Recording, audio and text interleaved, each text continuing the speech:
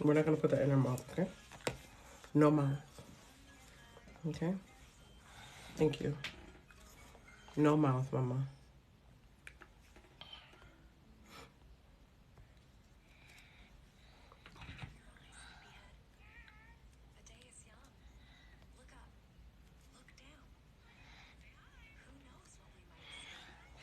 Baby finger, where are you?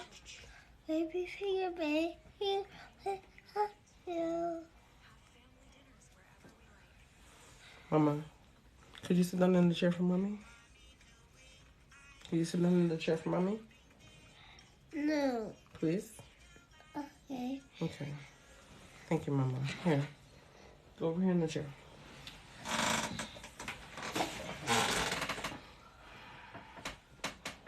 Go ahead, sit down. Okay. Thank you, baby. All right. So today we're going to be going through 2 applications for the 6-figure funding challenge. No updates today. I'm not going to be going through any of those because if you're a part of the community, then you can get the updates there or just kind of follow along with the page to kind of see whenever updates happen. I want to try to monopolize the time that we are together to try to see if we can get as many applications done on the live time, because I realized that the lives have been taking a lot longer because I try to get as much as I can during the live time. So we're going to focus on the applications, okay? Today, we're going to be doing 2 applications. One is going to be the Bank of America Breakthrough Lab. It's an accelerator, and the reason why I want to do this one is because it's through Bank of America. It's a little bit different. It's an accelerator, but it doesn't have a funding limit attached to it because they're preparing you to eventually get funding for or through some sort of community funding institution, like a loan of some sort, or they're ultimately going to prepare you to try to get funding through like an angel investor. So the accelerator is aligning your business to eventually get funding, broad term funding. So they have a directory that they link you with. Hi, Dr. AJ, welcome, dear. The Bank of America Breakthrough Lab is setting you up so that they are aligning you with bigger sources of funding once you have all of your things in place. Hi, Sharita. So we're going to do the Bank of America Breakthrough Lab first, okay? The reason why I wanted to do this one, even though it is an accelerator and it doesn't have a particular dollar amount tied to it, is because I think this one is good. Good morning.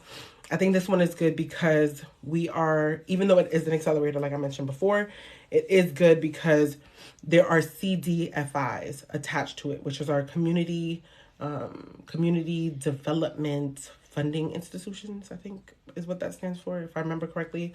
And those are great because if your credit is not in order, they'll help you with like your personal credit. They'll help you with like all of the elements that you need economically and sustainably to be able to get your business sorted out. So this is a good accelerator to try to get into. All right. So if you Google Bank of America Breakthrough Lab, then this is the one we're going to be doing first. All right. I also mentioned a little bit for anybody who just came in, we're not going to be doing announcements here. I'm only going to be really giving announcements either through the page or in the community from now on so that we can concentrate the time to get through applications, all right? So the lives don't take longer than they need to. All right, so Bank of America again. So one of the features that they have is that they have access to capital directory for entrepreneurs that people who go through this training will be able to access.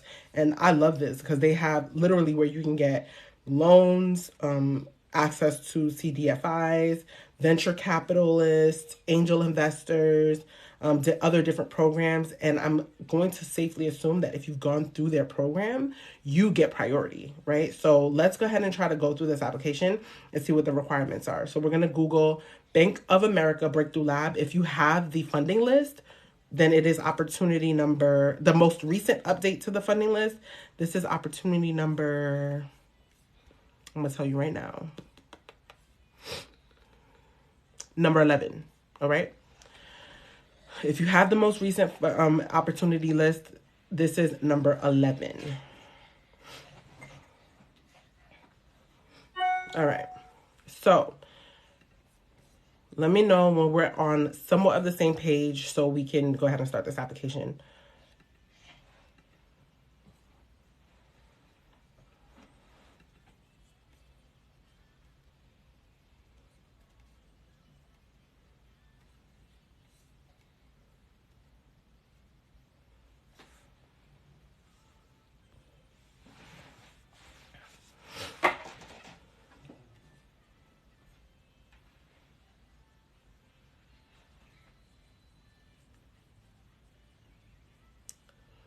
All right, just let me know, anyone. If anyone gives me the green light to go ahead, I'm going to get started.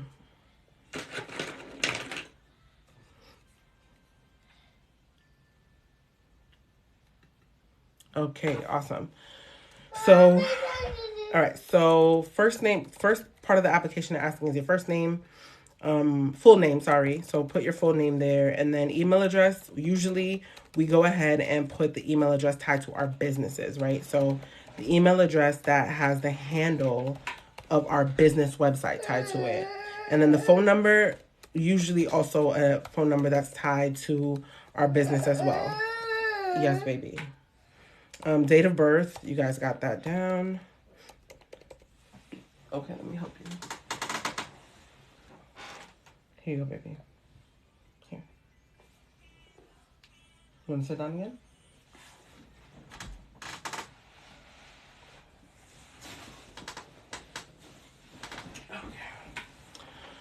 All right, so what is your physical mailing address?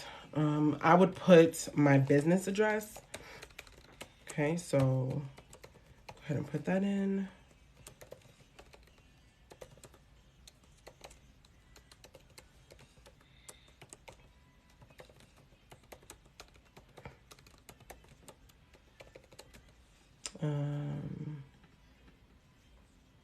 All right, and then I'm gonna hit continue. And then also, where do I find it? So I just asked for you guys to Google Bank of America. This one is the Breakthrough Lab is the one that we're doing today. So Bank of America Breakthrough Lab. All right.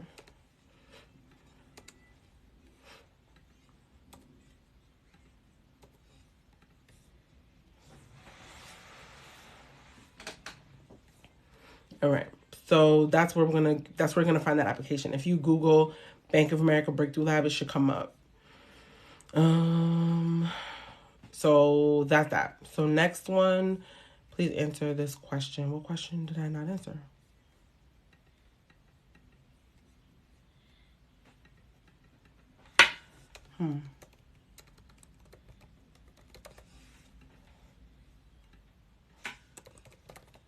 Oh, I didn't put United States. Okay. All right. So, all right. So please confirm which region your startup is based in.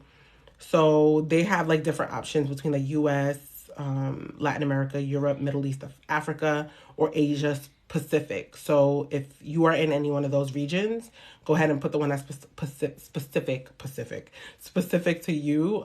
We're gonna put the U.S. because that's specific to us. But this is a global opportunity, so you might fall in any one of these categories. And TikTok's pretty global, so if you're watching this from any other part of the world, then this could be for you, right?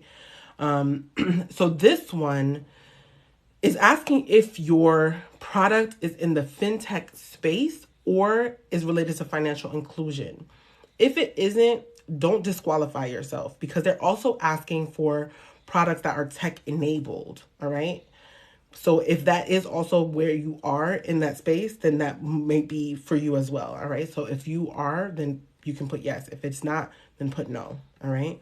Have you previously participated in an incubator, accelerator, or pre-accelerator program? If you have, please put yes. Okay. And what program have you participated in or currently participating in? Put whichever one that is. All right.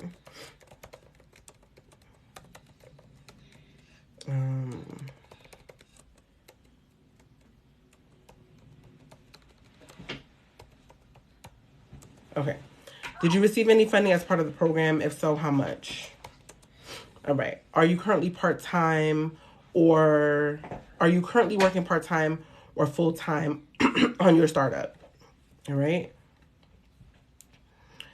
All right. So what is your company name is the next question. So I would put my company name here. And then it's asking for your website URL. And then have you incorporated or formed a legal entity, LLC, LP, or how are you, or formed a legal entity to operate your business? If you have, then put yes. If you haven't, put no. Now, this is important because this, I believe, is pre-seed, if I remember correctly. Let me look again. We didn't go through. You want to do your nose? I'm sorry. Give me 1 second, guys.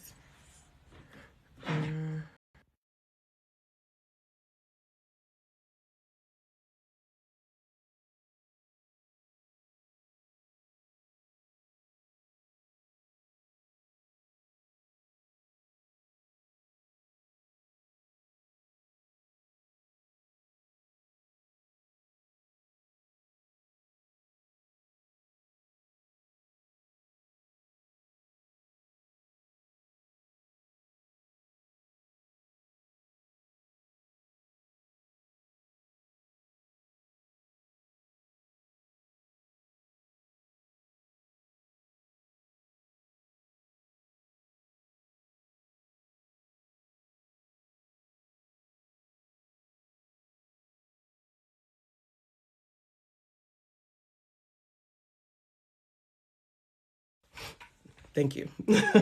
Thank you for your patience.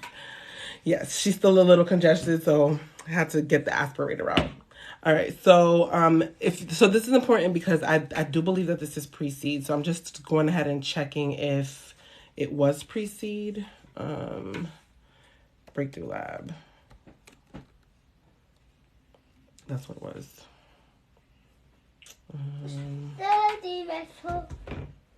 Okay, give me 1 second, okay?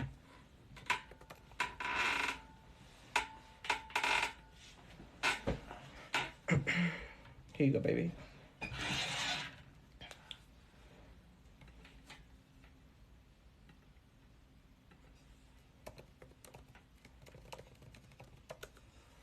Yeah, because I totally forgot to read the instructions for this one.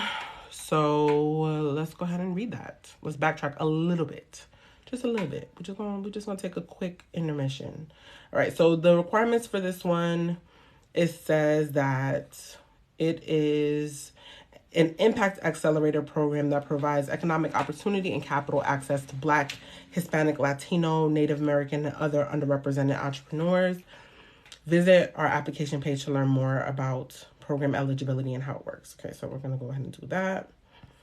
All right, and then now it says, all right, so it does say our part-time program provides hands-on mentorship to early stage businesses by helping founders build growth models and establish industry contacts and position themselves for funding. All right, so kind of aligned to what I was saying earlier, and then whether you have digital expertise, industry connections, or access to capital opportunities, you can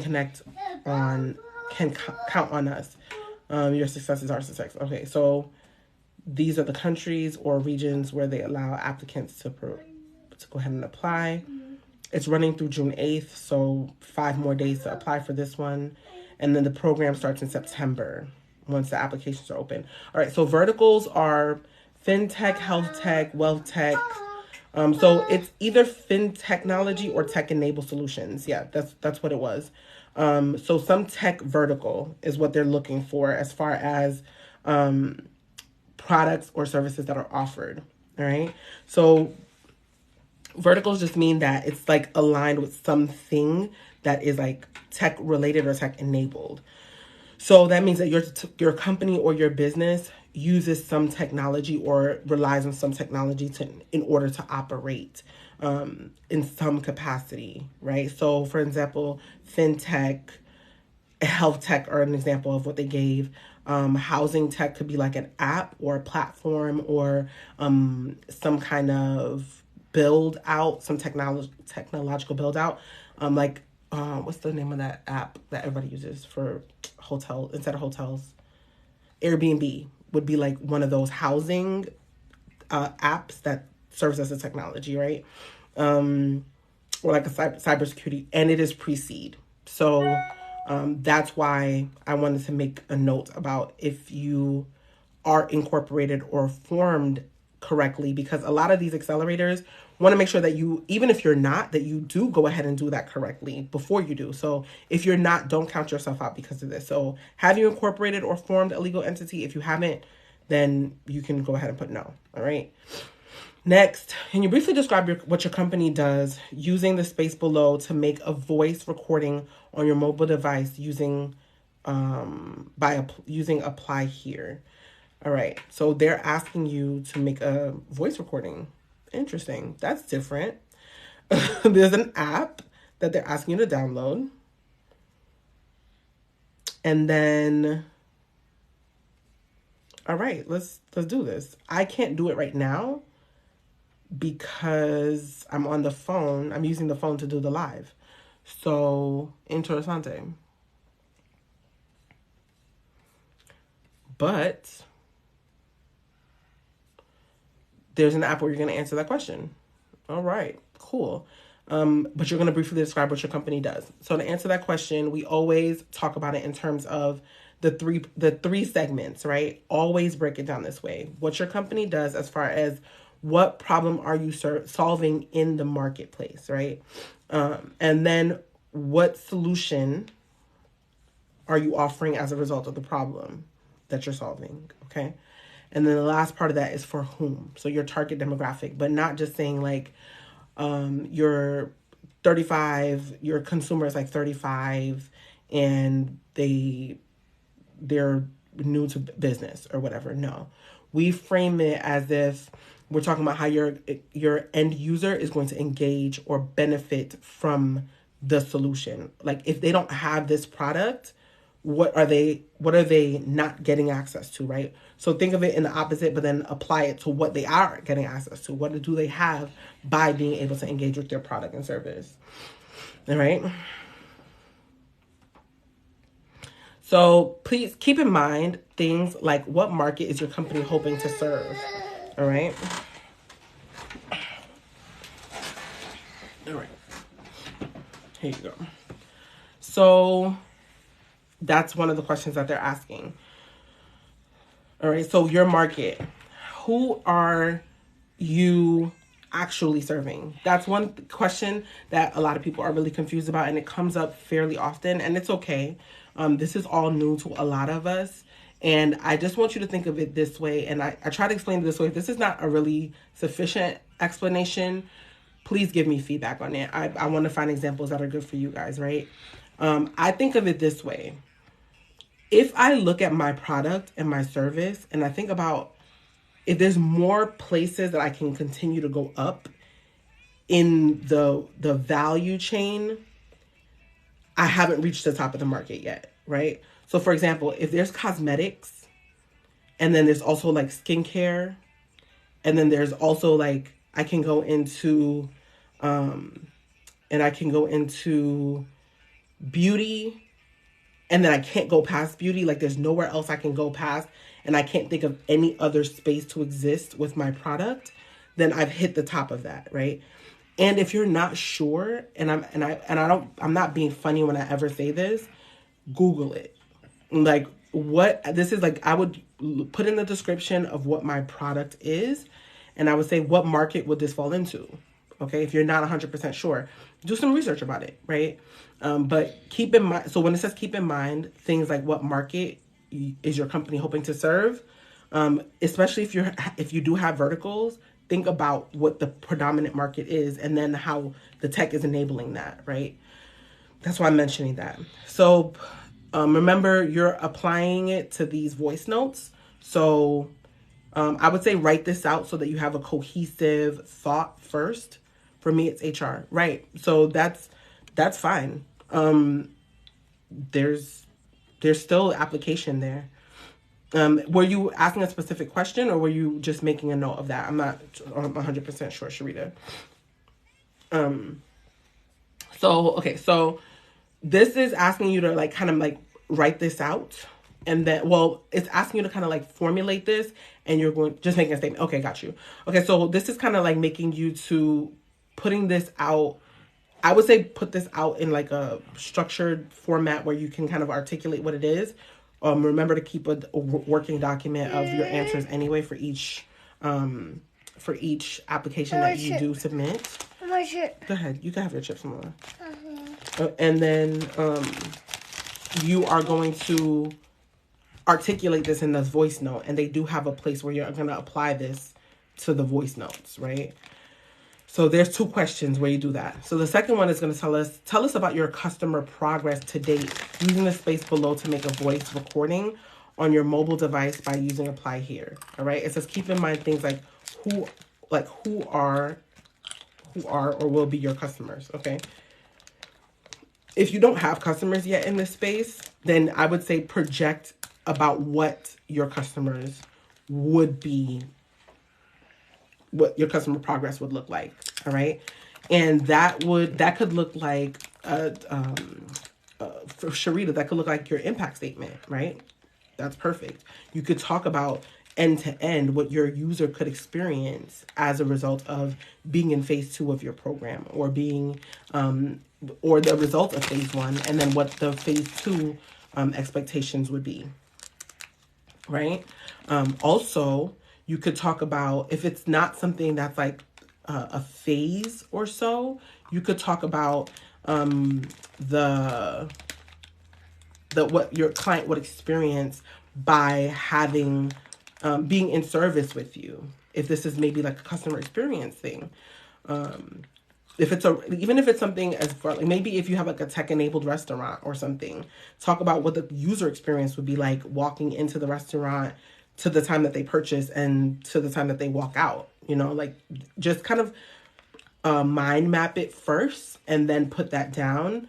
And also they're asking you to also keep in mind the things like who your ideal customer are. So I would integrate pieces of that information into the narrative so that you're capturing all of this data into your answer, and you're giving a complete narrative, painting a picture of what it looks like to serve your consumer, but then also who they are when they're engaging with your product. Please let me know if that makes sense.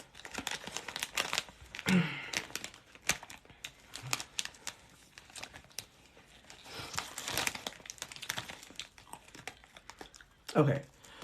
I'm making about finding funding for startup business. So yeah, there are a lot of recommendations. You have a specific question, because some of these applications allow you to be pre-revenue, pre-seed, pre-everything, right? We've done a lot of applications that didn't require that you even have a business. You could have an idea. So if that's the case, then there's an opportunity list in the group that you can access that would allow you to be able to do that. And then otherwise, I would just look specifically for those opportunities, unless you have like a more specific question. All right, so then the next question is, which categories best apply to your company? Please select all that apply. Fintech, edtech, health tech, wealth tech, housing equality, sustainability and climate, AI and big data, B2B software, cybersecurity, other tech-enabled platform, promoting equality, other, not listed, not technology related. So that's why, remember earlier I was telling you don't disqualify yourself. So put other, not technology related, right? Because they have a list there. And I mentioned this before, and I kind of want to reiterate this just a little bit again. When you are applying to these opportunities, yes, you want to make sure that you are applying to opportunities that are relevant to you. If you're not in the tech space, you might have seen this opportunity and said, oh, I don't have a tech-enabled business, or I don't fall into any of these tech verticals. Let me go ahead and disqualify myself. They're giving you the opportunity to go ahead and still fit in depending on how your business they might have other opportunities for you that you might not be aware of, okay? So just keep applying, you guys. You never know. There have been plenty of instances where other people have applied and said, hey, I didn't fit into this. but here's an opportunity that we think you'd be good for. And it worked out for them in the back end. Or this is an angel investor that we think you might want to connect with. So keep applying, keep putting your business out there, all right? Don't disqualify yourself just because you're not tech enabled. They have an option. They put an option here for you if you didn't quite 100% fit into that, right? So next set of questions. All right. Hold on, I'm gonna just put a placeholder here so that I could go to the next set of questions. Have you received any investments? No, right? What is your current valuation? I don't think I put it in the group, but I'm gonna put a valuation calculator, a really basic, when I say basic, really basic valuation calculator in there so that you guys can do your valuations. Hold on. It's blue, blue, and black. Yeah, it's black. Oh, it's brown. Okay. So I made a note to myself to do that. All right. And if you don't have a company that has any value, then you just put none. Okay. But otherwise, you can just put none for now. And then once you have the valuation calculator, you can go back and put that information in there. All right. Also, hold on a second, Mama.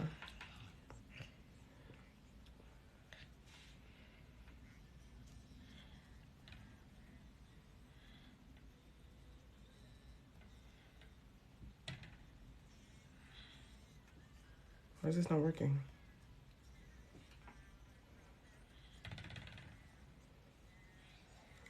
Not working. It's not working.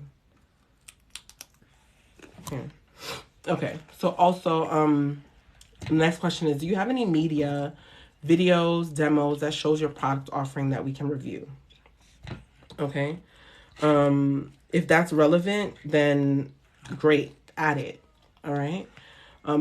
Showing how it works would be if you're able to show like a beta test of your product, or if you are able to show like a prototype of some sort, or if you have a platform that's already built out and you can kind of show how it works, like a demo of some sort, that would be great. If you don't, then I wouldn't kill yourself too much about it. Because it also tells you, feel free to record a description of your product or service via your mobile device, via that platform, right? And I would also kind of do like a mind map for the last thing with the customer experience that we kind of etched out. Think about how it would look end to end and really just use your imagination and map. Excuse me, cover your mouth, okay, Mama? Map it out that way. Like that way. Go to URL. This URL. That way. Okay, excuse me, Mama. That way. Excuse me, Mama. I can do it for my screen record, but not sure about my road mapping service. Got you. So this is what I would do, right? I would literally point for point talk about how once this URL is clicked, these are the options that are available on this page. And then go through what the options are available. And this could also be like, this could end up being the roadmap for your build whenever you're ready to build that out, right? So this is what would be on page 1. This is what would be on page 2. When they click on this, this is what opens up. When they click on that, this is what's available. This is how this would look. This is what page 3 would have on it. And if they enter this data or upload this file, inputting this data would allow you to have that output. Like literally roadmap it in your mind or map it out so that they understand or have a visual for how it would look or how it would operate. So I would say like literally map it out on paper and then describe it, so that they can get that picture. If you don't have the visuals just yet. All right. Good exercise either way. All right. Any questions about that before we move on? want to make sure I didn't miss anything.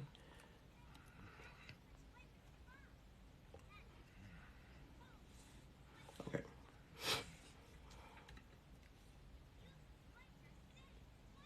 All right. Are there... Okay. You cover? Okay. Next set of questions are there other co-founders with at least 10% equity in the enterprise involved in this application? So co-founders, they're quantifying as at least 10% equity in the enterprise. All right. So if there's anybody else with at least 10% equity, they want to know. And then I clicked yes just to see what will come up. And they're asking for name, contact information, physical address, the percentage of their equity, and if they would be participating in the program with you. All right. And then they're asking you to share some details about you and why you wish to join the Breakthrough Lab. Please include a short 1-minute video or make a voice recording with a mobile device explaining that. All right. I love that they give you the option, but videos are a lot more impactful. So remember, if you're going to make a video, mention their name, be intentional, keep it to 1 minute so that you don't disqualify yourself. And then if you're going to use that link, make sure it's a shareable link that they are able to access so that you can, they don't have to try to ask for access or something like a Dropbox link or a Google Drive link. All right. Make sure it's shareable and they can access it. And then remember to name it the grant's name and your company name. So if it's something that they have to download, they can access it and tie it back to you. Okay. I'm trying to think. So for the video, details about you, always talk about your qualifications. Always talk about what makes you. File name, give me some money. Facts. So Sharita said, file name, give me some money. Yes, absolutely. So details about you. You want to talk about your qualifications and your experience either running the business or what makes you qualified to run this business or have the ability to run this venture, all right? Or maybe why you started the venture, what started the venture. Kind of give a little pseudo resume, right? Dr. AJ, you just had to do this for that other application that you did. Kind of pull some data from that resume that you did, right?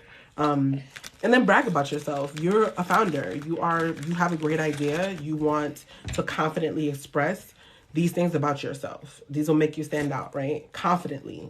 Put some gumption, stick your chest out when you're saying these things about you, right? And then why you wish to join, I would say do a little bit of background research about the actual cohort or the accelerator itself and what you seek to gain from them, and then tie it back to your company and the outcomes that you hope to gain from that cohort, okay?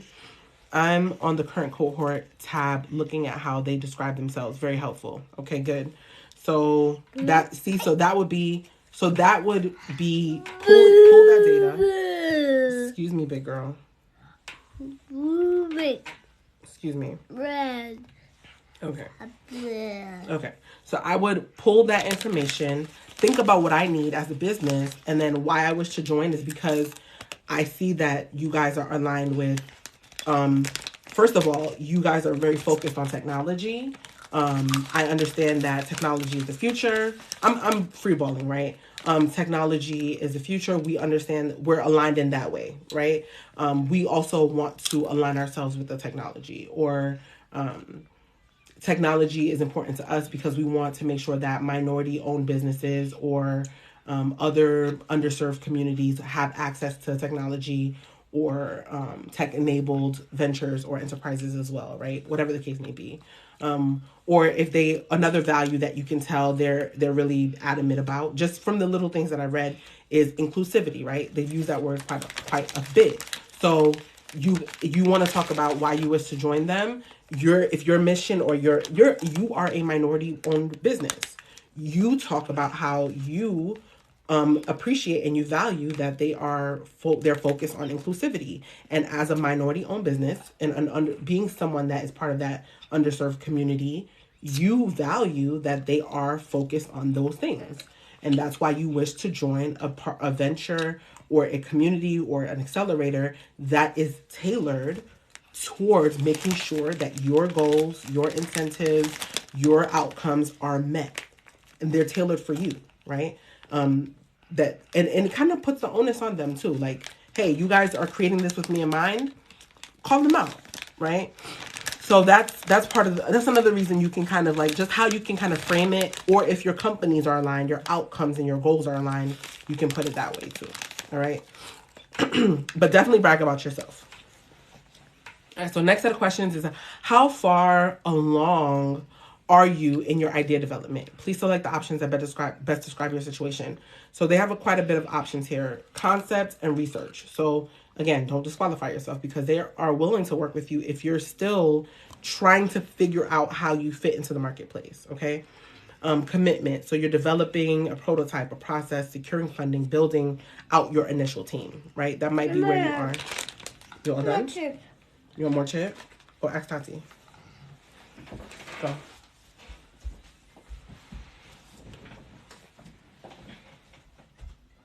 Okay.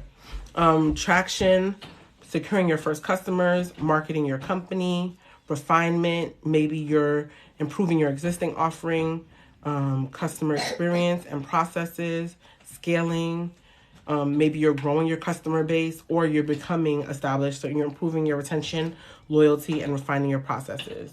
Okay? Open the door, big girl. You got it. Open the door. You got it. Open the door.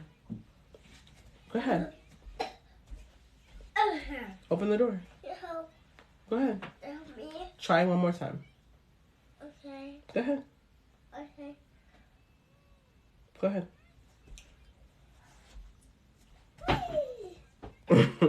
All right. So pick one of these categories that fit as it pertains to you, and then go from there. All right. Do you currently have revenue? If this relates to you, then you can talk about that. But if you don't, then it's okay. Don't lie about it. If you do, it's going to ask you how much you've made, I guess, in the last year. All right. Just going to put a number in for now. All right. What made you pursue this idea, product, or company? I've always given examples of like maybe opportunity. Her little voice, right? I know, it's so cute. It gets me every time too. So this is I always answer this question as far as maybe opportunities that you've seen in the marketplace, or a problem that you end up having to solve for yourself that you've solved for other people as well. But all in all, if you're not sure about how to answer this question, the end goal for all businesses is to be able to solve a problem for a profit, right? You're going to be solving a problem for your consumer.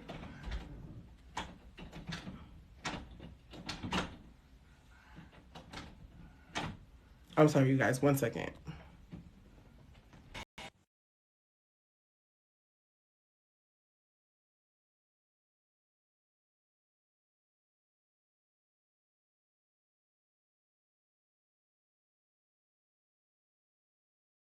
She couldn't open the door.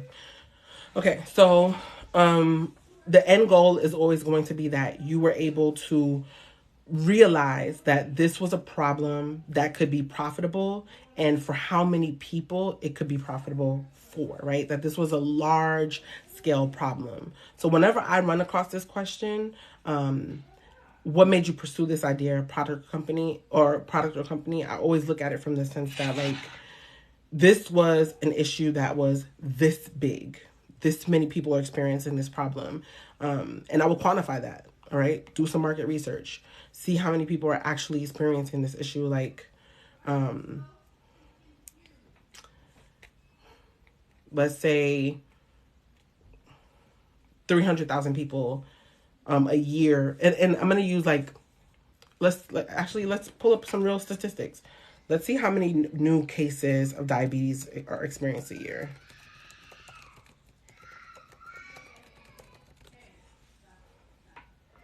Okay, so right now, the percentage of Americans, this is as of last year, okay? This is American Diabetes Association. The percentage of Americans age 65 and older remain high at 29.2, or 15 million seniors diagnosed and undiagnosed. New cases, 1.4 million Americans are diagnosed with diabetes each year. And why am I talking about diabetes, right? If I were to pursue an idea related to diabetes, and I was going to be creating a product or a service that was aligned with this, I could capture potentially, of course, 1.4 million new cases per year. So this is a widespread issue. And I would talk about how widespread that is and the possibility of being able to profit from that. Everything is a business. And I'm not trying to, excuse me, I'm not trying to, I hate to be a capitalist, but it is, we live in a capitalist society. All right. That is what it is, guys. I'm not trying to be insensitive. I'm not trying to, it doesn't matter what I say in this instance, but this is a reality. Someone's going to profit off of this 1.4 million people who have diabetes every year. There's an economy, there's a market around it, right? So when you're talking about pursuing this idea or product or company, this is how you're going to answer that question. You want to talk about not only that you saw these opportunities in the marketplace that existed, and that there was a product that could be created from it, and a company could be developed. Yes, baby. I'm on live. Yeah. Did you give her the chips? I think she asked for it. Get you some tati. Okay, come. Here's the chips. Okay. So when you look at the potential for this idea, you definitely want to mention how many opportunities, people, products you can sell, and the ability to capture this fictitious 1.4 million people, or the amount of new people that you can gather from that, right? That lets them know how big this problem really is. Okay. That also lets them know that you have the foresight to understand the ability to capture this. All right. That also lets them understand that you have your eyes on trends, you have your eyes on growth, you have your eyes on the ability to scale, you have your eyes on the ability to capture more of that market share, because you're probably not going to start out capturing the entire 1.4. Like if we're using the diabetes example, there are companies who have their hands in that $1.4 million pot already ready to capture most of that. But what are you going to do that's going to move your ability to maybe capture 0.001 of that at first to maybe closer to 2 at some point, and then closer to 4% to like closer to 100% at whatever point that is, right? Are you going to lobby? How is that going to happen? Does that make sense to everyone? Hi. Hi, baby. Close the door, please. Okay, come sit with mommy. Okay. Okay. Adora. Okay. Okay, thank you. You're welcome, baby. Okay, good.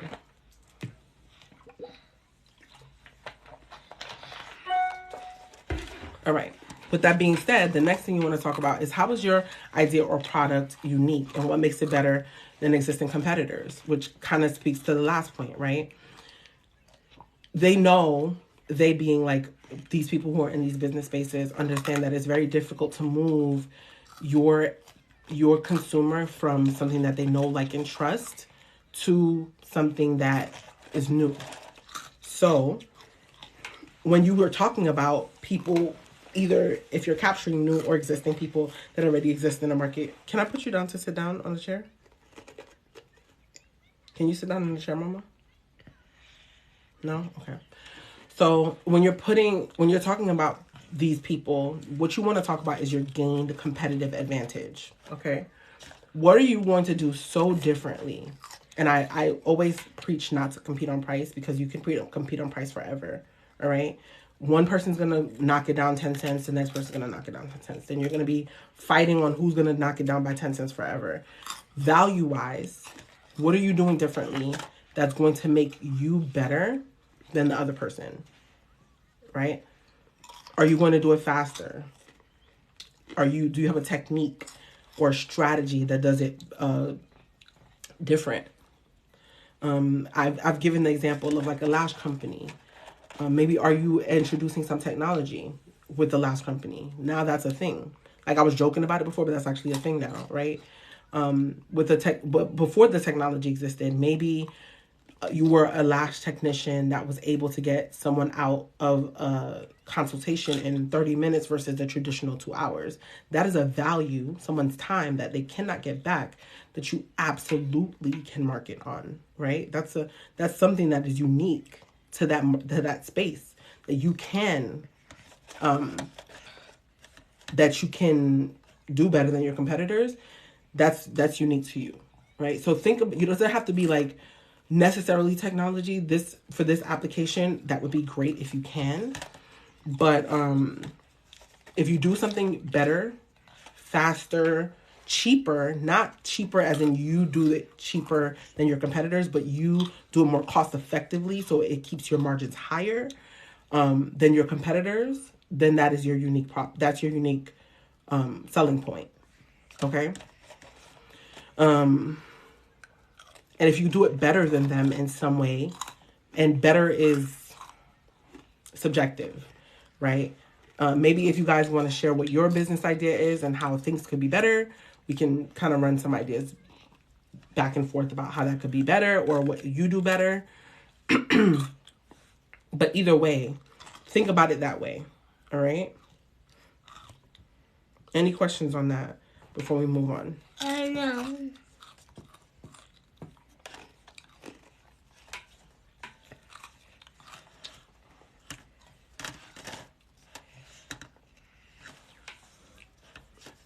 Okay. So the next question is, do you have a pitch deck or a business plan that you can share with us? I think that this is something that should be prepared and have on hand to present. If you don't have one, that's okay. If you are part of the group, then you already know what I'm about to say. There's going to be a training that will allow you to be able to have these things in place. You'll have all of the assets that you need to be able to be prepared for these kind of applications, and articulate these kind of things. But if you don't, I don't think this is necessarily a disqualifier, but it is very professional to have these things in place. All right. But this is going to be doing 5 days. So if you don't have it, don't kill yourself about it. What else? But if you do want to do like a quick business plan, you can go to the SBA site and they have like templates that you can use, and then a pitch deck. Yeah, that's probably a little bit more involved, but the SBA has like a 1-pager business plan that you can kind of just source. And then there's one that's like maybe 5 pages or so that you can probably pull some information about. But yeah, there are options. All right. So let's go ahead and move on. All right. So it says, please provide a list of all pending applications or issued patent, trademark registrations, copyrights on your product or service. If that doesn't relate to you, then don't worry about that. Are there any company trade secrets? If yes, then it asks, what are these trade secrets related to in general, without providing the actual trade secret? All right. If no, then it just asks you to continue. Are there any of the founders covered by non-competes or non-disclosure agreements or intellectual property agreements that overlap with your projects? If yes, then it asks you to please explain. And then, has anyone besides the founder named in the application contributed to the founding of the company, including technical development, branding, or any other services? If yes, it asks you to please explain. All right.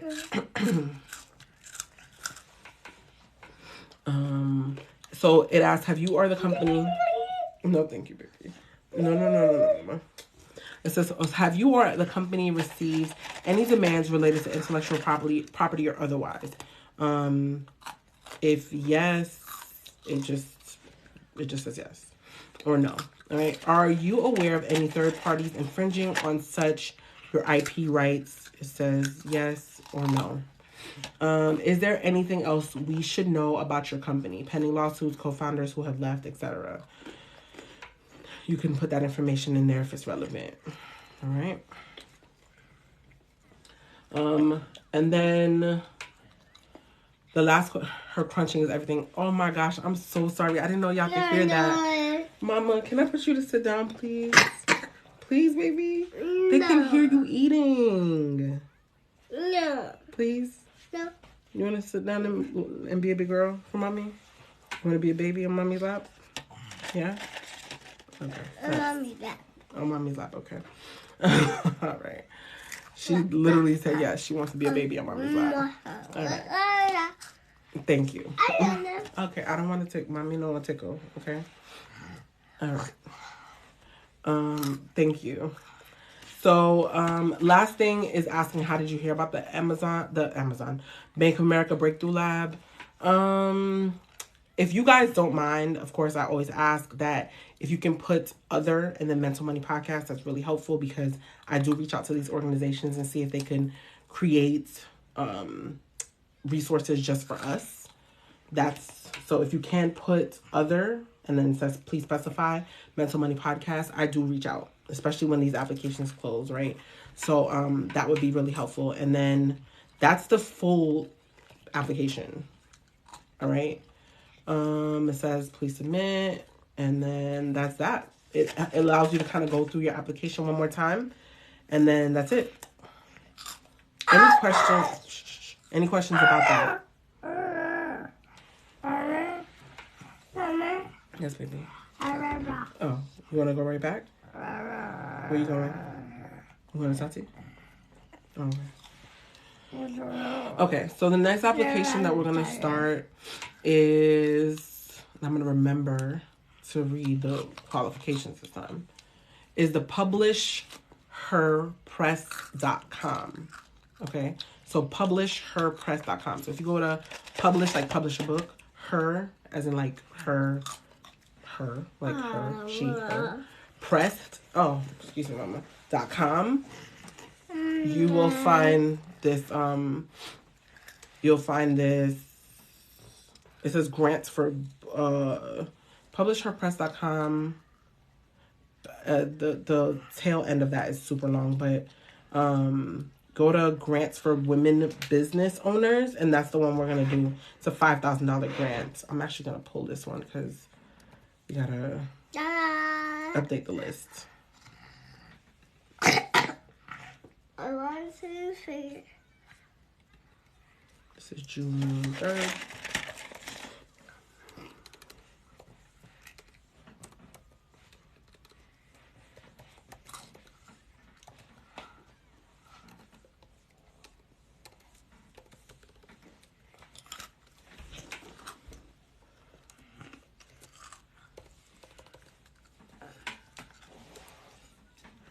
And then this is Bank of America, one we just did.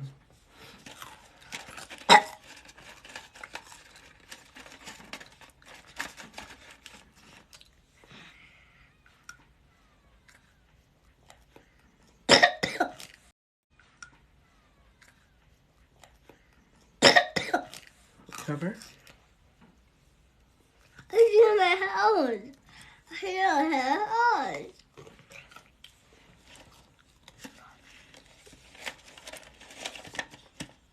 I just downloaded. Okay, perfect. So, yeah, I'm gonna do that once I get off the phone too because I can't do it while I'm on the phone. But that's perfect. Good. This one is the Bank of America, and then make a note for voice app, and then also the valuation calculator. And then I'm gonna go ahead, calculator.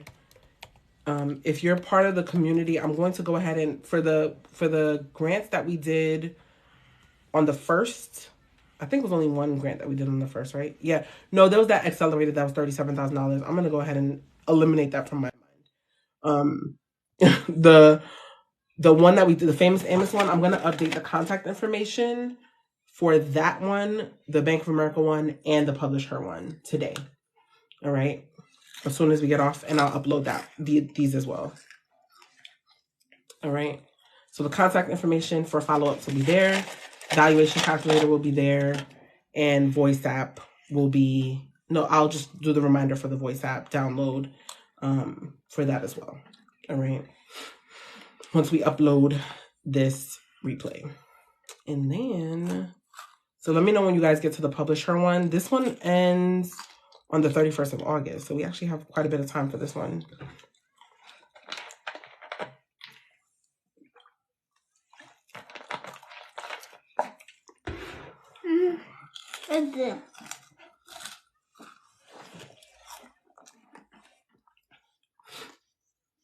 All right, so the grant requirements, it says, this one says, please be sure to meet all requirements or all criteria before submitting grant applications to qualify. And the criteria are not all that extensive anyway. So must be legal resident of the U.S., 21 years or older. A lot of them are 18. This one says 21. It says you have to be a woman of color business owner. Your business must be 100% woman-owned and a legally established business entity in the U.S., established for 1 year or more, and generate $50,000 or more in annual revenue. All right. If selected as one of 10 qualifiers, you must be willing to submit a 2-minute video about your business and its impact and encourage the public to vote for you. Interessante. I hate these voting ones. Like, it really, I don't care for them. All right, so the grant application is on that same qualifier page. So I don't want to do that either. I really don't. I don't care for them. But you know what? Yeah, I know, but also, yeah, not for 5 bands either. I don't know. Is that my pride talking? Because 2-minute video for $5,000, is it really a bad trade-off? No. The queen has spoken. Yeah. They have you work. Yeah, right? All right, well, if anyone else is interested, I'm just going to go through this anyway. All right, so are you a legal resident of the U.S.? Yes. Are you 21 years of age or older? Yes. Are you one of color? Yes. Are you the owner of a legally established business entity in the U.S.? Yes. Is your business 100% woman owned? Yes. Was your annual business revenue $50,000 or more last year? Yes. If selected as one of 10 qualifiers, are you willing to submit a 2-minute video about your business and its impact and encourage the public to vote for you? Meh. If you answered yes to all of the questions above and agreed to the PublishHER Business Impact Grant, big program official rules and privacy policy, you may complete the application, submit an application. If answered no to any of the questions above, you do not qualify. Blah, blah, blah. All right, applicant email. Just remember I got way too much other stuff I need to do than get people to vote for me. I'm going to pass. I'm going to look at their other resources. Okay. All right, guys. Yeah, all right. I mean, I don't blame you. I feel you. Because honestly, by the time they would have funded this grant anyway, we probably would have been like neck deep into federal grants anyway. So I don't know. Yeah, I'm just going to go through this for anyone who might be interested and who's willing to do it, because it's not just us, right? Right. Exactly. Okay. So if you are going to apply for this, applicant email, put your email address that has your business website handle at the end of it. Your first name, last name, business name. You guys got that. What is your business entity type? All right. LLC, S Corp, B Corp, etc. So when you first incorporated your business, like registered with the states, or you made an election with the IRS, whatever the case may be, what did you elect to be taxed as, or what kind of entity did you incorporate as, is what they're asking you. All right. What year was your business established? So incorporation wise, when did you set this up? And that is the year that they're asking about. What was your annual business revenue last year? For them, they want to see at least 50,000. So if it's over 50,000, then you can go ahead and put that number there, right? Again, I'm one of them people, even if you didn't do 50,000, I would still put it there, because if you are only the one person that got closest to 50,000, you could end up winning. All right. Business description. There's no word count here. It's only like a line, but I would say that when you're describing your business, always talk about what you do and who you serve, and then what your business actually does, right? So for example, Mental Money is a podcast dedicated to Mental Money Podcast is a media platform dedicated to women, new entrepreneur women, minority women in business that are new to entrepreneurship or looking to seek resources that are going to help them leverage their experience in entrepreneurship. I'm just making stuff up, right? At this point, go ask Tati something. Go. Right? So, what you do, like what the outcome of being on your platform or interacting with your platform is. Okay. So that is definitely what you want to talk about as far as the description. You can put a little bit of insight into what market or what industry you're in, and then a little bit about who you serve as well. Again, there's no word count here, so go crazy. Business mailing address, that should not be your home address unless you have a home business.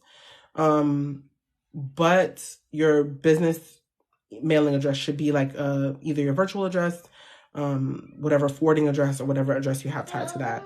Business website, you guys got that. Instagram, you guys got that. I would say the only thing, and this application is really simple. We're about to actually be done. The only thing about Go ahead, Mama.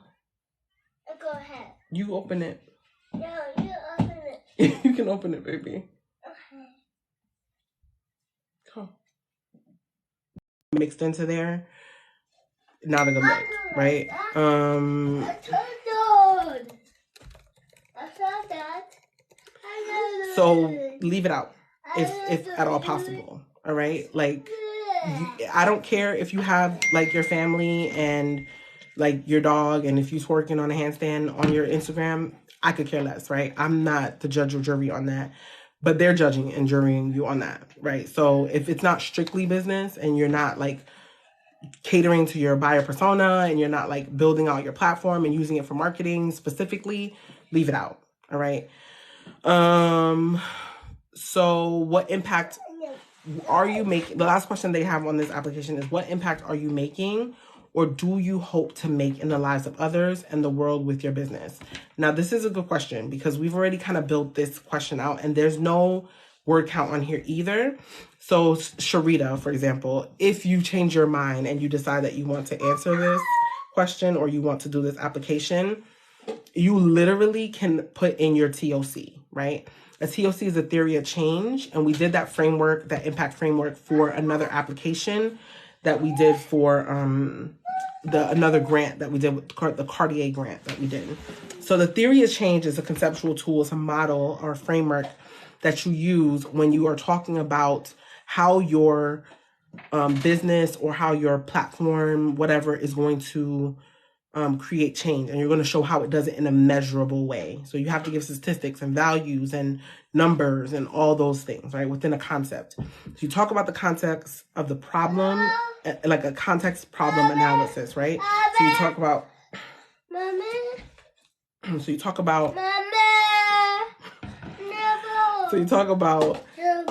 this is what my client is experiencing, this is how we solve the problem, and then you literally break down, this is what it looks like for change to occur, and then how it quantify what change is, okay? So for example, like for us, we have what's called a definition of done within our business, right? So if I were to give someone a task, I don't just say, okay, go do this. I would break down each step, and then I know that each step is complete because this is how it looks at the end of it. And this is how I know that from point A to point B, there's been change that's been affected.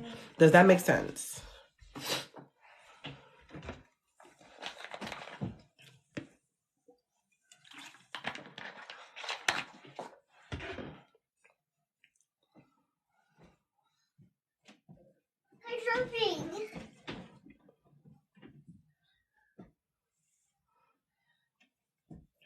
Yes, no, maybe kind of.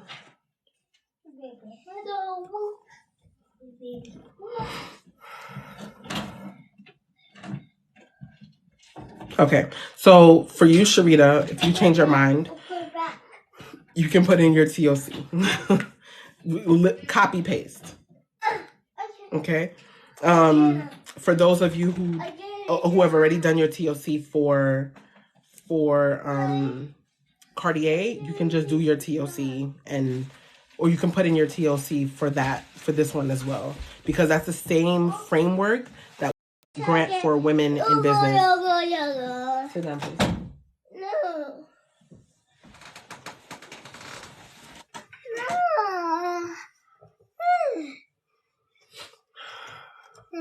It just says female identified business owners and authors.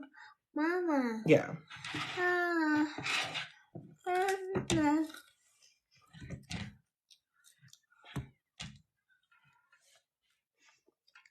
Yeah. So the first thing is the problem analysis. So you're going to talk about what your business actually does and the intervention that you produce as a result of what you do, right?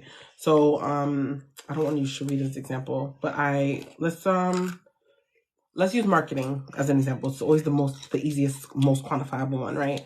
So let's say you have a business that allows you to build visibility for a company. Your intervention will be excuse me. Your intervention, excuse me, Mama. Your intervention will be a marketing campaign. Okay. So, for example, the problem that you're going to identify within the problem analysis is going to be the fact that businesses are not able to successfully complete or access visibility on their own for whatever reason. Maybe lack of knowledge, lack of awareness, lack of skill, whatever the case may be. All right.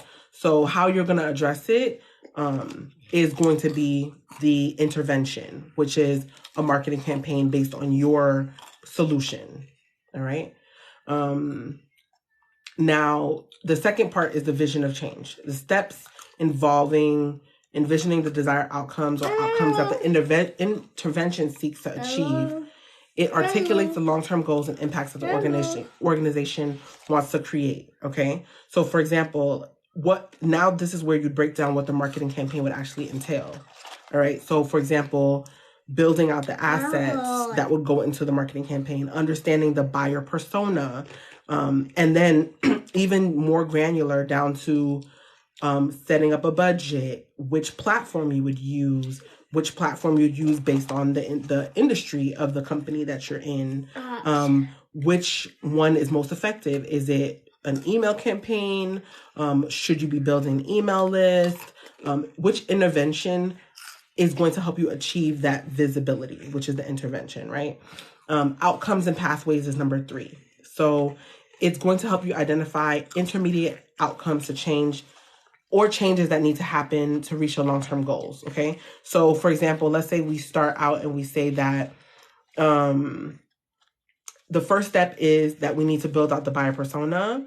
The pathway to being able to build out the long-term goal, which is a content calendar. You can't build out a content calendar without first understanding who you're building content for.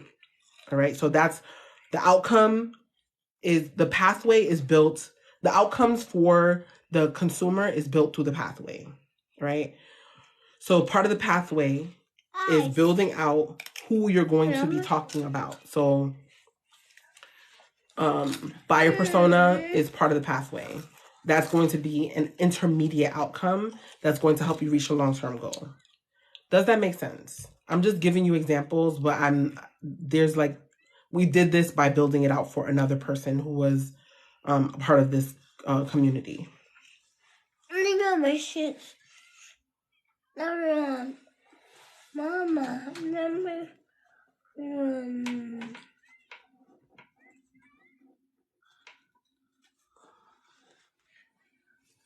I got my shit.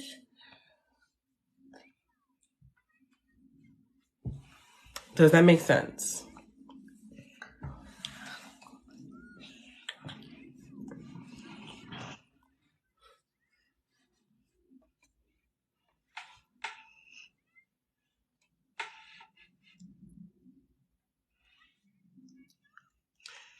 Just waiting for some feedback, y'all.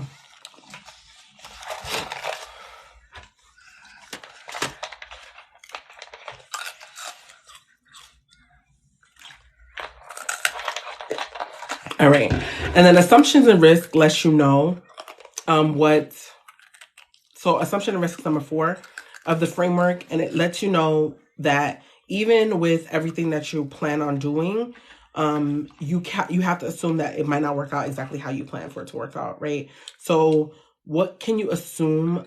What underlying assumptions can you make about how change can be made? And then what risks are there inherent in building out this intervention?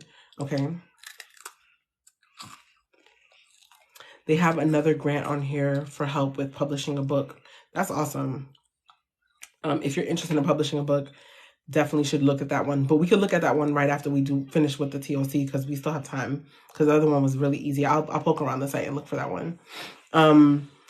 Assumption of risk, and I can definitely help with that one because I've published a couple books. So the part of the framework, okay, so assumption of risk. So risk for the marketing campaign will be, for example, let's say you set aside a budget, but then you have to conduct, let's say that you're going to mitigate your risk by conducting a sensitivity analysis, all right? Because that's the easiest way to mitigate your risk. You want to make an assumption that what you plan on doing as far as the base case scenario, always assume that you have a base case. This is what we plan on doing. But in the worst case, this is what we anticipate might be done. And in the best case, this is what might happen. Okay. And the reason why you want to do that is because underlying assumptions, this is going to fall into underlying assumptions. You don't want to assume that you're going to hit your base case. You want to assume that it might hit the worst case. It might hit it might work out in the best case. Because it might be a situation where you plan a budget for this intervention, but you find yourself in a situation where your assumptions were incorrect and you hit your best case or you hit your worst case, right? And maybe the cost per click for a campaign in that industry were much higher than you thought in the worst case or much lower than you thought in the best case, right? So that's a potential risk that you have to assume for, and a sensitivity analysis can help you do that, all right? That would be in a marketing example. It could be in a lot of different other examples too, but that could be one of them. So intervention strategies, right, is number 5. This step outlines the specific strategies and activities that organizations plan to undertake to achieve the desired outcomes. So as it sounds, literally, what are you going to do to help you get to your outcome? What resources do you need?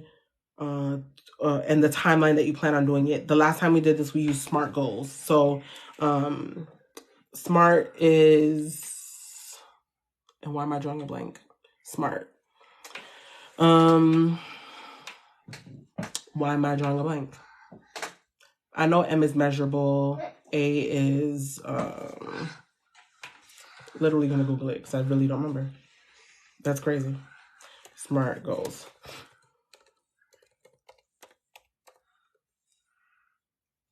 Okay, specific, measurable, achievable, relevant, and time-bound. So, yes, there we go.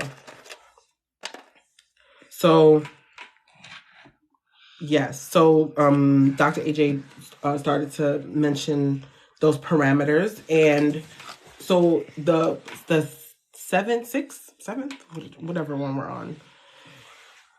Which one is this? Okay, so the fifth intervention strategy is just to set up a SMART goal so that you are holding yourself accountable, essentially, for how you're going to get this done and the resources that you need to get it done.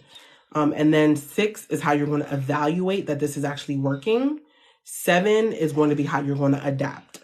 And that's the whole framework. And that all of those pieces work in order to determine whether or not what you're doing will have an impact in how it's going to be able to create some change for your consumer. All right. So that can be how you answer this question. And that will definitely set you apart because most people don't use this framework to answer impact or to determine change. All right.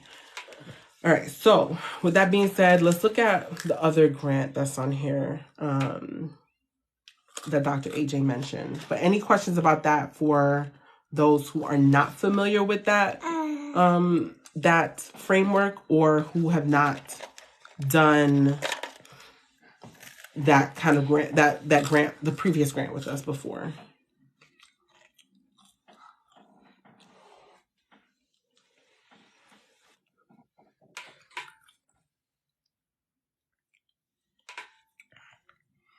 There it goes.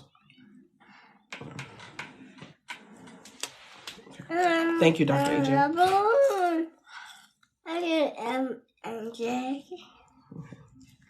All right, so this, okay, so I got it. So this publishing and program grants for women authors. It says many authors dream of signing a book deal with traditional publisher and making it to the top of New York Times bestseller list, but only around 1% of authors are published by traditional publishers, which equates to fewer than 8,000 people annually. The sobering fact is that majority of authors published traditionally are white men aged 40 and older. And not surprisingly, white men are at the top of the publishing pay scale. If you're a woman author, the odds are stacked against you, even more so if you're a woman of color, a woman with a disability, a member of the LGBTQ plus community, or any other combination of these. Okay. PublishHER is on a mission to disrupt the status quo. We are female-led, female-focused, female-founded, and focused publisher dedicated to evaluating words, writing, and stories of women. We are passionate about amplifying the voices of women of color, women with disabilities, and members of the LGBTQ plus community, and aiming to make publishing an attainable, exciting, and collaborative process for all. PublishHER demonstrates its commitment to equity by providing access to publishing services and programs through grants. Grants are available for the following programs and services. Choosing your publishing path workshops. These virtual and in-person workshops educate authors on the publishing industry and various book publishing models. Okay, registration is discounted $50 for women of color, women with disabilities, and members of the LGBTQ plus community. If you identify as one or more of these, complete the registration and enter the code to check out. Okay. Let's look at, so there's writing circles, there's self-publishing workshops and coaching, book publishing. All right, so book publishing grants include editing, design, marketing, and publishing for a soft cover book of 50,000 to 80,000 words. In 2023 to 2024, PublishHER will award 2 book publishing grants valued at $10,000 each. To qualify for a book publishing grant, you must be the author of a completed and previously unpublished manuscript that is a minimum of 50,000 words, fiction or nonfiction. You must identify as a woman of color. Okay, so or combination. Okay, as well as 21 years of older. If you meet these qualified. Okay, so you have to at least have a book or manuscript. So if this is appropriate for you, then that works. Because let me tell you something. Publishing alone, editing alone, it's expensive as hell. All right, So this is really helpful. I wish they would talk more about what is included in the marketing part, because that would be great.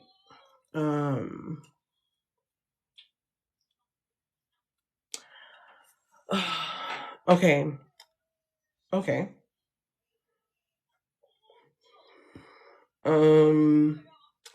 Question, Sharita. Would you want me to do a workshop on how to streamline that process? Because it's really not that bad, and you can actually get someone to help you with that process. Hell yeah. Okay. All right, great. All right, so questions about this grant though, right? So title, we could talk about, all right, so I don't know if we'd be ready to do this grant now, but I'll just give you some tidbits that I would probably talk about in the workshop anyway. So title, first and foremost, needs to be SEO optimized, okay? So I would show you how to do like some keywords, simple. And when I tell you simple, I mean simple, not like super complicated. I'm not an expert in that place. I will show you how I did it, and super simple keyword research, all right? To show like search volume for for whatever it is that you're writing about, so you can kind of manipulate your title to fit within that keyword research based on search volume. So how many people are looking for that keyword per month, and also competition, because you don't want words that are super competitive, all right? So that's definitely how your title should be created. So if you already think you have a title, you probably don't, because you want to change your title. You don't want to be married to anything about your book that isn't optimized for SEO, because you want to find words that people are looking for when they're looking for topics related to your book. So that's how you want to title your book, all right?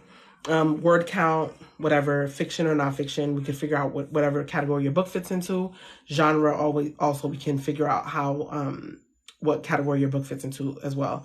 How would you describe your book in one sentence? We would use the same framework we would use as a business, because your book is really one big lead magnet, right? How you position your book is that you use your book to essentially lead people into your bigger offering. So how would you describe your book is somewhat of the same way you would describe your business. Problem, solution. This book is designed to bring awareness to the inequalities in the diversity, equity, and inclusion space, right? If that's what the book is about, all right? Or you maybe talk about resources in that space. And then if that's the value that it brings, and you've presented yourself as an expert, and then you can now consult in that space, right? So that's what your book could be about. Why is your book important? Same thing. You quantify why your book is important. Maybe because this many people experience this issue, and you realize that if they had access to these resources, then, or this information or this knowledge, then they'd be able to transform in this way, right? Same thing, it's a business.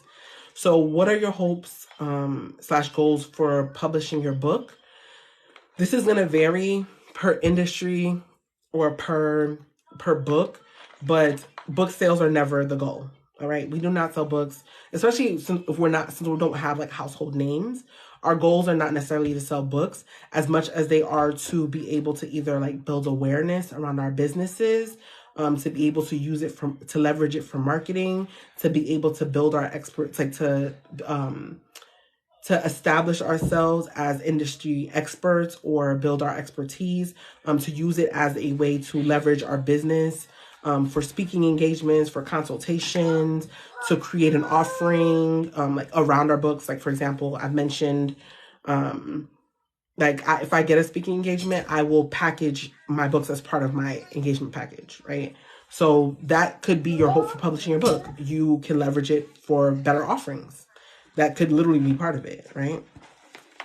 What are your plans for marketing your book? Literally that, right? You could talk about how you could talk about how you want to market it on social media. You could talk about podcast, PR. Those are all great places to market your book. I actually have a book marketing thing. I could give you guys some insights into those as well. How's your manuscript? Sorry, I'm kind of skimming through that one because it's extensive. So there's a bunch of different book sites that you can actually like list your book on for reviews. So you put it on that site, people will read your book and leave reviews for you. That's one way to market it. You can go on podcast, talk about your book. That's one way to market it. You can put out press releases. That's one way to market it. You can talk about your book on social media. That's one way to market it. Speaking engagements, you can put it as a part of your book package, or you can, what else? Or you can sell it on as a part, like a vendor at a vendor table at said speaking engagements. Different ways to market, and I could go through some of those marketing channels as well. All right. But yeah, what else?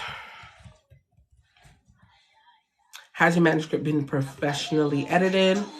Hold on.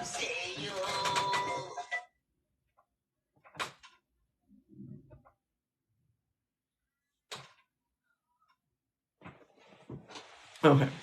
Has your book been professionally edited? If so, to what extent? So there's a lot of different type of editors. Typically you're gonna probably have like a line editor or a line editor. What's the other one? Or I forgot the other one. But there's different type of editors, but they go through and look for different things. I have a book journal I published called I remember that. I actually have to get a copy. I forgot to do it. Amazon and Ingram Spark. So this one is, I think they want a book that's like 50,000 pages or more. So I don't think they're looking for, yes, proof editing. That's right. I don't think they want something that's like a journal or like a workbook or something along those lines. So if you've had if you have something along those lines, that would probably qualify for something like this. And then this editing question, if you've had that type of 50,000 words of business. Yes, exactly. Right. So I would probably start working on that business book then, right? So has this manuscript been professionally edited? If so, to what extent? If it has been, then I would talk about the capacity to what it's been to which it's been edited, right? What kind of editing has been done to it.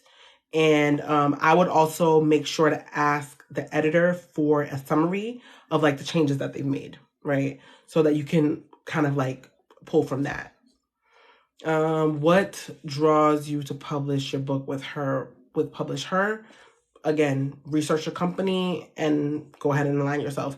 They gave a bunch of statistics at the top. So as a minority woman in business, go ahead and pull from that.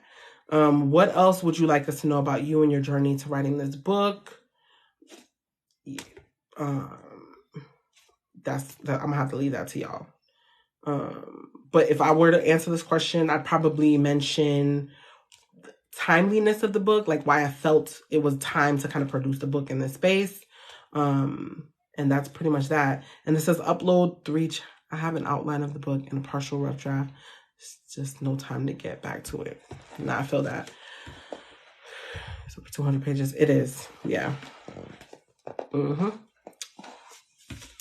then last but not least, it says upload 3 chapters of your manuscript. Yeah. Up to 100 pages. Word doc or PDF. All right. So yeah, I can't do everything at once. So that's probably going to be like after we've done the grant, the federal stuff, after we've done the training on the proposal stuff. What else? It's probably going to be after we've done with the credit training as well, because we got quite a few trainings under our belt coming up. We're going to have some more feedback. We're going to have a couple expert-led things going on. Right. Okay. Yeah, good. Because we have a couple things coming up down the pipeline. So I feel like between all those things that we have coming up, this is probably, I don't want to say not as important because I don't want to minimize it, because you can make a lot of good money with books and opportunities. Like, it brings a lot of good opportunity too. So I don't want to not have that as like a funnel for you guys to kind of leverage. But also, it takes money to build these things out. It does, like covers, publishing, keywords, descriptions, artwork, copywriting, ISBNs. Like the list of things you need is exhaustive. Like it never ends. Okay. And then Amazon stuff that you need to, it never ends.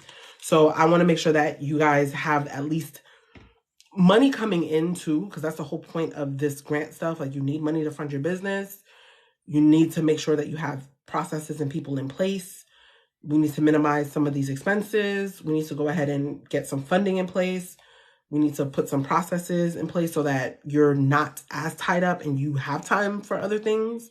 We need to get some federal stuff coming in, or at least going out. We need to make sure that your credit is okay, because when some of those other opportunities come in, you want to make sure that you can leverage those immediately. That shouldn't be on the back of your mind. And then this book stuff will be always available. Like, literally, it's never going away, ever. So, but if you do find yourself in the process of doing it and you have any questions, please feel free to ask. I'm sure you know that. So with that being said, I think that's all for today. We've gone through technically 3 applications, because these 2 PublishHER ones were fairly easy. And we spent most of the time going over the TOC framework again, because that's what I think will stand out the most from the other application, as far as talking about impact. So yeah. Any questions, comments, concerns? This was good. Thank you. Okay, good. Glad you found it useful. So there's also, excuse me, there's also one more cohort, I wanted to just tell you guys about, especially if you are in the tech or fintech space. Just if you are. If you're not, it's fine, whatever. But this one is good because what I wanted to tell you, it's part of that F6S site that I was telling you about. Excuse me. It has like a bunch of different areas that you can kind of access. One is they're looking for people who are in the circular economy. So looking for like waste management, eliminating waste, resources that continue that thing, right? So then they're also looking for somebody who does like water stewardship. They're also looking for sustainable agriculture. They're looking for climate action, inclusive growth, which would kind of fall where like I am. So they're like economic prosperity across the value chain. So that's where I would kind of fall. But they're also looking for biodiversity. And then they're also talking about health and wellness. Okay. So it says, help us increase the wellness of our people, consumers, communities, so they can fully participate in social, cultural, and recreational activities. I'm looking for these type of solutions. And then it says care and hygiene. It says technologies or initiatives that promote hygiene and personal care. New delivery forms of oral care beyond gel, patches, tablets, powders, and others. Consumer professional oral care, at-home oral care, non-aluminum sweat protection, alternatives of kojic acid, non-invasive skin solutions, quantified health and analytic non-invasive skin predictive and diagnostic sensors. Like, literally, I'm debating getting a tech co-founder to build out the tech component of the business. Why debate, girl? Do it. And then there's another one for balanced nutrition. And then there's one for community wellness. So integrated telehealth platforms, patient and consumer engagement, digital platforms. So like there's a bunch of different verticals. So I would say if you want, you're not sure, just take a look to see where you might fit in. Get in where you fit in. Because there's a lot of different like places where they kind of are attacking with this accelerator. It's called Accelerator 100 Plus. And if you are part of the community and you have access to the funding list, it is opportunity numero 5, number 5. And it is funding $100,000. All right.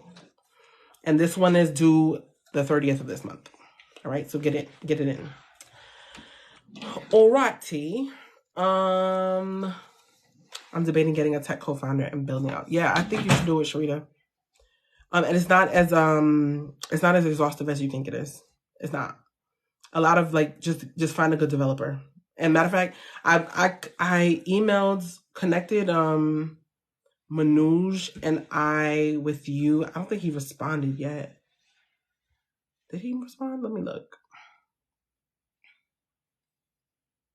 He did not. But I'm gonna email him again because I'm annoying. So I'm gonna email him again. But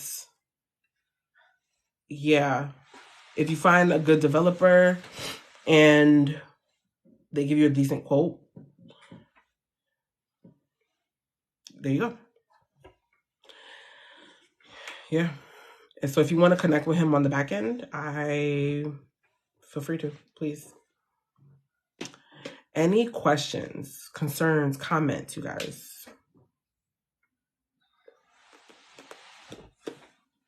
No. Yes, maybe. Big girl, what you doing? What are you doing? Can I see your face, please? Okay.